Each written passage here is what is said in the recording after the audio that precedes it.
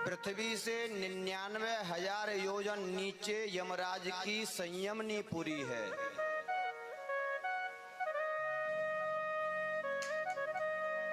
हमारे यहाँ मुख्य रूप से नरकों की संख्या 28 है। जो जैसा कर्म करता है उसी हिसाब से उसको उस नरक में डाला जाता है।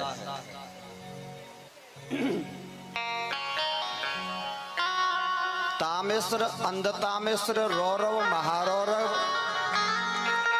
कुंभीपाक, कालसूत्र, असिपयवन, सूकरमुख, अंधकूप, कृमिभोजन, दश, तप्तसूर्मी, बैतरणी, पुयोद, प्राणरोध, विशसन, लालाभक्ष, अबीच, अवट निरोधन, क्षार करदम इत्यादि 28 नरक हैं। 28 नरकों में जब नरकों का वर्णन सुनाया तो सुखदेव जी कह रहे हैं, परीक्षित, जो प्राणी दूसरे की संपदा और दूसरे की स्त्री का हरण करता है, दूसरे के बच्चों का अपहरण करता है, यमदूत उसको तामिश्र नरक में डालते हैं। तामिश्र नरक क्या है? तामिश्र नरक एक तपी हुई भूमि है, जो कि देखा होगा आपने, जैसे तवा लाल होता है ना, रोटी बनाने वाला, ऐसे ही तपी हुई भूमि है लाल, और ऐसे पापी को उस भूमि पर डालकर घसीटा जाता है गरम गरम। और जो जीवों को काटकर उनका मांस भक्षण करते हैं उन्हें कुंभीपाक नरक में डाला जाता है, खौलते हुए तेल की कढ़ाई में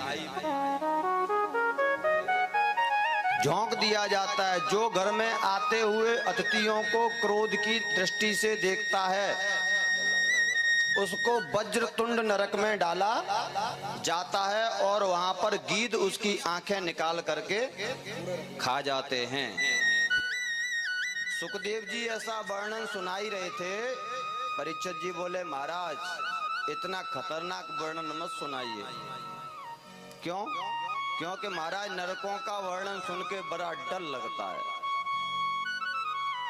इतनी बुरी स्थिति होती है तो भी जीव मानता नहीं है। देखिए सुखदेव जी कह रहे हैं, परीक्षित, नरकों को तो जीव के कल्याण के लिए ही बनाया है। क्यों? क्योंकि कहते हैं चोट नहीं लगती तब तक अकल नहीं आती।